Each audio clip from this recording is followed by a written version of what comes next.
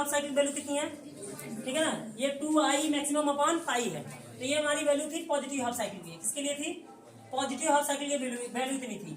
तो negative half cycle के लिए लाइक दिस बताओ। इसके बाद मैंने कहा कि निगेटिव हाफ साइकिल की वैल्यू कितनी होगी, आई खोपचा की वैल्यू निगेटिव हाफ साइकिल के लिए क्या होगी, तो पॉजिटिव के लिए अगर ये पॉजिटिव आया है तो निगेटिव के लिए ये निगेटिव होगा, 2i मैक्सिमम अपॉन पाई, ठीक है। अगर हम बात करें कि टोटल साइकिल के लिए इसका आंसर बता दो, तो ये क्वेश्चन आएगा और क्वेश्चन फॉर्मेट में आपसे एक बात पूछेगा कि बताइए टोटल पूर्ण साइकिल के लिए धारा का औसत मान बताओ। किसके लिए, चलो मैं लिख रहा हूं, पूर्ण साइकिल के लिए क्या आई खोपचा बताओ, क्या बताओ, पूर्ण साइकिल के लिए खोपचा आई बताओ, मतलब धारा का औसत मान बताओ, आई मीन बताओ, क्या बताओ, आई मीन।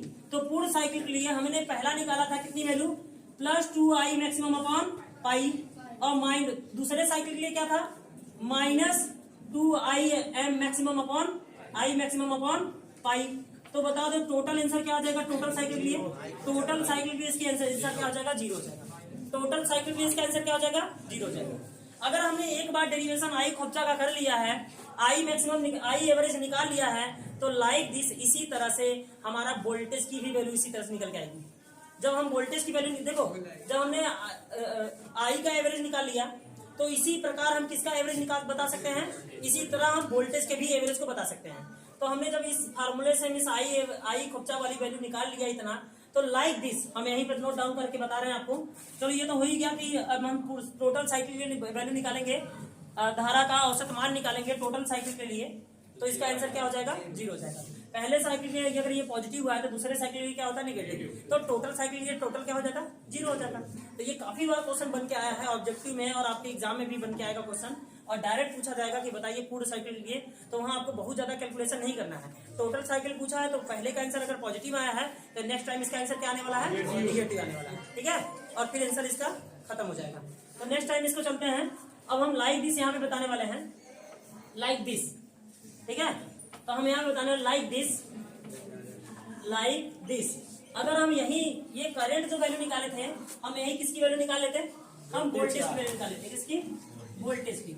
अगर हम वोल्टेज के लिए क्या निकालते हैं, वोल्टेज के लिए निकालते हैं, तो वोल्टेज के लिए फार्मूला क्या होता है वोल्टेज का, E बराबर E maximum into sine omega T. तब हम यहाँ पे साइन ओमेगा टी ले रहे होते, क्या ले रहे होते, साइन ओमेगा टी। आपको बार बार डेरिवेशन नहीं करना है, एक डेरिवेशन करने के बाद में आप लाइक दिस लगा सकते हैं। उसके बाद में हम क्या ले सकते हैं आराम से, यहाँ पे करंट की जो वैल्यू थी, यहाँ हम ईएमएफ की वैल्यू ले सकते हैं। किसकी वैल्यू ले सकते हैं, ईएमएफ की। सेम डेरिवेशन वही होगा और आंसर भी सेम ही आने वाला है।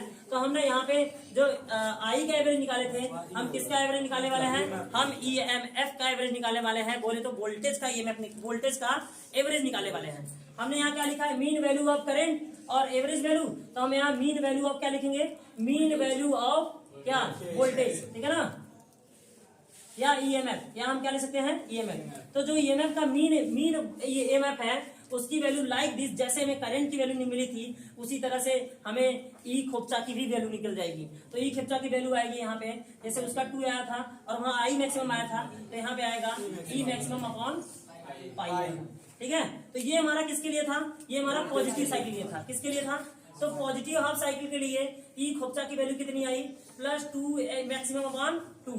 तो हम कहेंगे निगेटिव हाफ साइकिल के लिए बता दो, निगेटिव हाफ साइकिल के लिए बता दीजिए, निगेटिव हाफ साइकिल के लिए ई खोपचा की वैल्यू निगेटिव हाफ साइकिल के लिए बता दीजिए, तो -2 ई मैक्सिमम, ई का मतलब ईएमएफ अपॉन पाई। तो हम कहेंगे बताओ टोटल साइकिल के लिए बता दो, टोटल साइकिल के लिए बता दो, टोटल साइकिल के लिए, तो टोटल साइकिल के लिए इसकी वैल्यू क्या हो जाएगी, ई खोपचा की वैल्यू टोटल साइकिल के लिए 0 हो जाएगी, लाइक दिस, ठीक है ना।